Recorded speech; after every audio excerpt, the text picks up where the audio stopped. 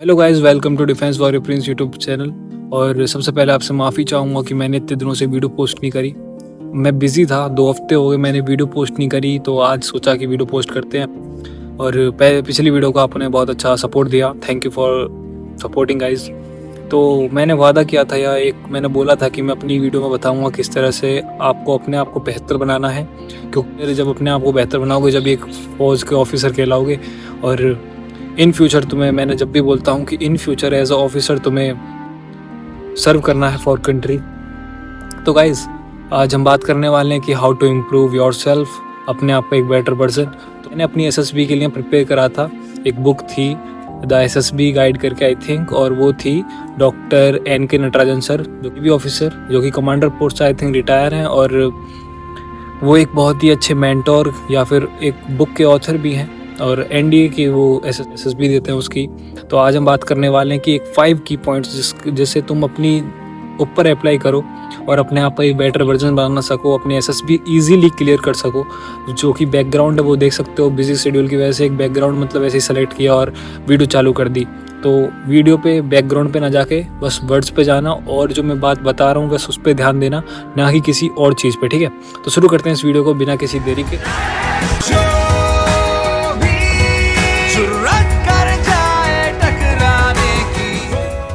तो गाइज, पहला जो पॉइंट है वो है डिसिप्लिन। डिसिप्लिन अपने काम के प्रति, अपनी स्टडीज़ के प्रति और अपने गोल के प्रति। देखो, ND अकेडमी जाना है तो अपने ऊपर अभी से काम करना चालू करो। देखो, जब एक कोई कह दे कि भाई एक दिन में तुझे पहाड़ तोड़ना है, तुम नहीं तोड़ पाओगे, और तुमसे धीरे धीरे कहे कि तुम्हें ये पहाड़ तोड़ना है 1 साल के अंदर, फिर उस पर काम करोगे तो तुम उस चीज़ को ईजिली कर सकते हो। तो इसीलिए मैं कह रहा हूँ कि इसको इग्नोर करना है जो साउंड बैकग्राउंड में आ रही है वर्ड्स की। तो अपने पॉइंट पाते हैं, तो भाई डिसिप्लिन से क्या, अपना धीरे धीरे अपना काम करते रहोगे उस चीज़ के प्रति, तो अपना हो जाता है, वो चीज़ हो जाती है इन फ्यूचर। इस डिसिप्लिन एक बहुत ही अच्छा वेपन है कि तुम अपने गोल को अच्छी तरह से अचीव कर सकते हो।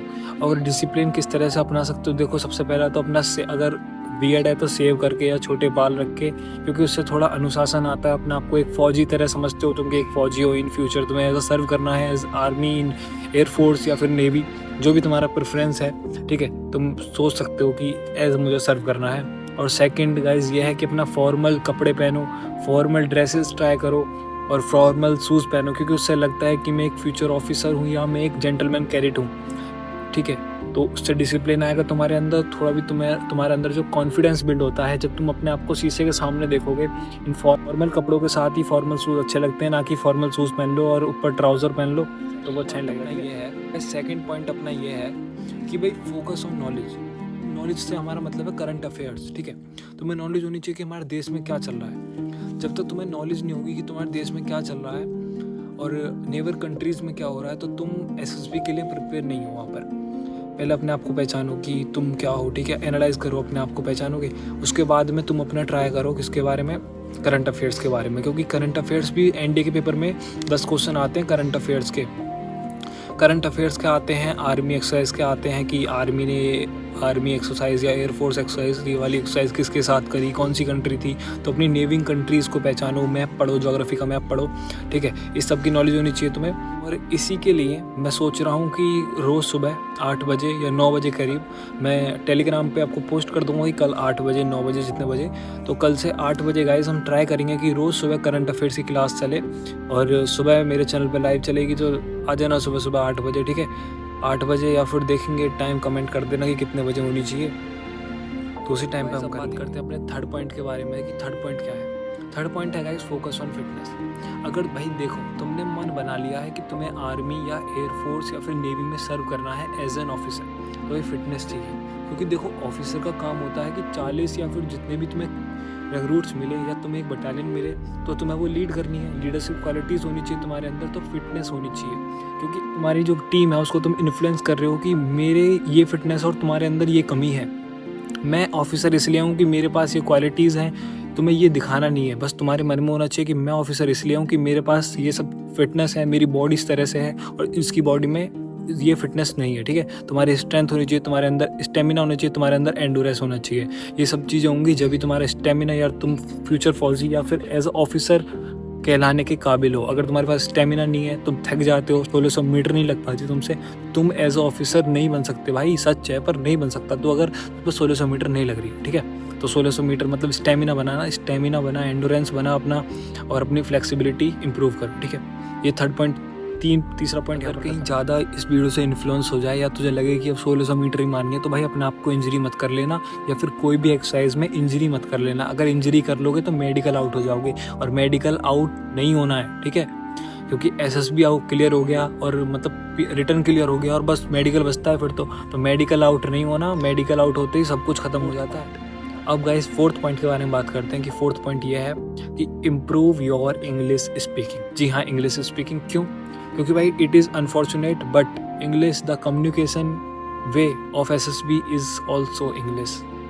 जो भी बात होती है इंग्लिश में बात होती है, और एसएसआर या फिर जो कि अपना जीटीओ वाला होता है, मतलब ग्राउंड टास्किंग ऑफिसर, वो भी, और जो अपना इंटरव्यू लेते हैं इंटरव्यू ऑफिसर आईओ, तो वही सभी इंग्लिश में बात करते हैं और तुमसे इंग्लिश में क्वेश्चन पूछे जाते हैं। ग्रुप डिस्कशन इंग्लिश में होता है, चाहे तुम हिंदी मीडियम से बिलोंग करते हो तो तुम्हें नहीं देखेंगे, बट तुम्हें अभी से अपनी इंग्लिश पे काम करना होगा। अगर अभी से इंग्लिश पे काम कर लोगे तो भाई तुम्हारी इंग्लिश बेहतर होती चली जाएगी। अब कैसे काम करना है इंग्लिश पे वो बता देता हूँ।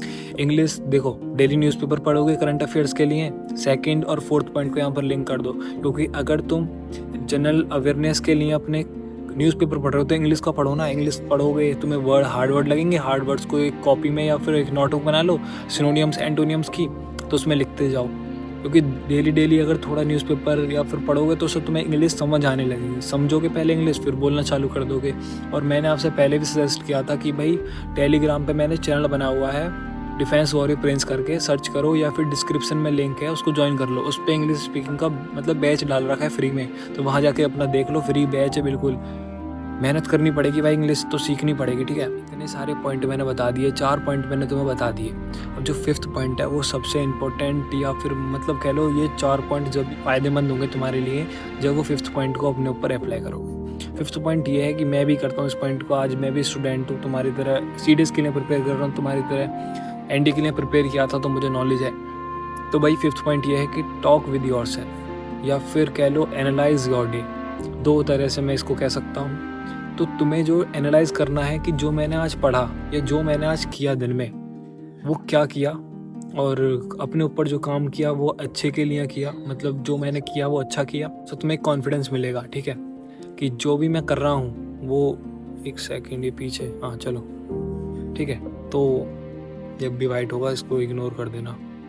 हाँ, तो तुम अपने ऊपर काम करना है, ठीक है, कि तुम क्या कर रहे हो अपने दिन में। अपने आप से बात करो कि मैंने 2 घंटा पढ़ाई की, तो मैंने जो 2 घंटा पढ़ाई की, मैंने पढ़ाई की या मैंने फ़ोन चलाया। क्योंकि अगर फ़ोन से पढ़ रहे हो तो अपने आप से पूछो कि 2 घंटे मैंने साइंस पढ़ा और ये चैप्टर पढ़ा मैंने, तो ये मैंने पूरा कवर किया कि नहीं किया।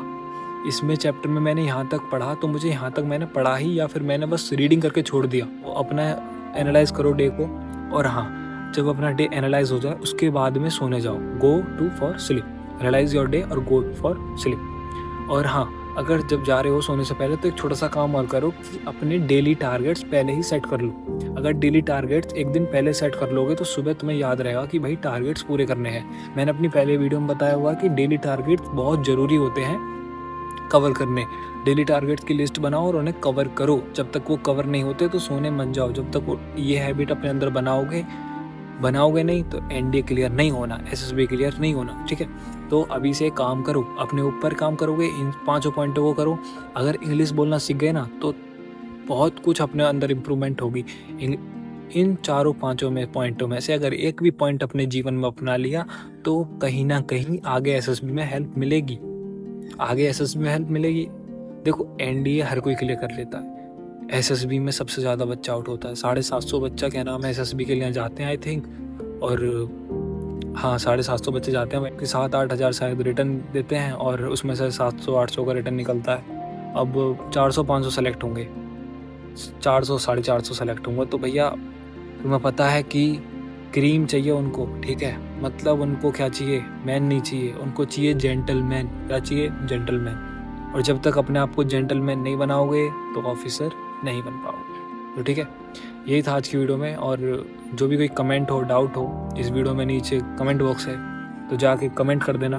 और इस चैनल पे जहाँ मेरा चैनल का नाम लिखा रहा है डिफेंस फॉर प्रिंस नाम का एक सब्सक्राइब का बटन होगा, पत्थर फेंक के मारो उस पे, इंग्लिश के अपने गाली दे के मारो उस पे इंग्लिश में, और उसको वाइट कर दो, ठीक है। मिलते हैं नेक्स्ट वीडियो में, जब तक के लिए बाय बाय, थैंक्स फॉर। पाएगा मौत की कब्र में खुद का